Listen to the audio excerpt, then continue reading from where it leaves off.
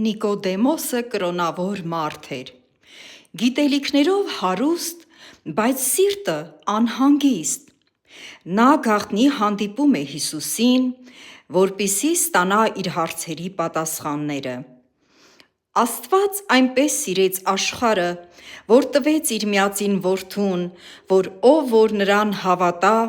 չկորսվի, այլ հավիտենական կյանք ունենա։ Ասում է Հիսուս Քրիստոսն ու նրա հետ խոսում վերստին ծնունդի կարևորության մասին։ Ծնունդ, որ հոգուց է։ Եթե մեկը վերստին չծնվի, չի կարող տեսնել Աստծո թագավորությունը։ Գրված է Հովհաննես ավետարանի 6:33 համարում։ Աստված մեզ չի առաջարկում,